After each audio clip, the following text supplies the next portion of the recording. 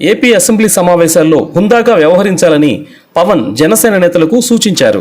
YCP భాష, బురద చల్లే రాజకీయాలు అనుసరించవద్దని హెచ్చరించారు. సభా మర్యాదను కాపాడుతూ జనసేన పార్టీ సామాన్యుడి గొంతుగా ఉండాలన్నారు పవన్. ఆచరించకూడదని ఏపీలో వైసీపీ నేతలు గత ప్రభుత్వంలో ఉపయోగించిన భాషా పద్ధతులను ఎవరూ ఆచరించకూడదని డిప్యూటీ సీఎం పార్టీ నేతలకు సూచించారు. అసెంబ్లీ బడ్జెట్ సమావేశాల్లో జనసేన పార్టీ సామాన్యుడి గొంతుకుగా ఉండాలన్నారు. ప్రజల సమస్యలను, ఆకాంక్షలను, ఆశలను, సంక్షేమాన్ని చట్టసభల్లో వినిపించేలా పార్టీ తరపున ఎన్నికైన శాసన మండలి సభ్యులు చర్చల్లో పాల్గొనాలని పిలుపునిచ్చారు. ఆదివారం జనసేన పార్టీ శాసనసభ సమావేశంలో సభ్యులకు దిశానిర్దేశం చేశారు. శాసనసభ సంప్రదాయాన్ని, మర్యాదను కాపాడుతూ హుందాగా ముందుకు వెళ్దామని చెప్పారు. చట్టసభల్లో ఎంత విలువైన చర్చలు జరిగావో అందరూ పరిశీలించాలన్నారు. ఎప్పటికప్పుడు సమస్యలపై పూర్తి అవగాహన పెంచుకుని చర్చల్లో పాల్గొనాలని తెలిపారు. ఆదివారం సాయంత్రం జనసేన పార్టీ కేంద్ర కార్యాలయంలో సమావేశం జరిగింది.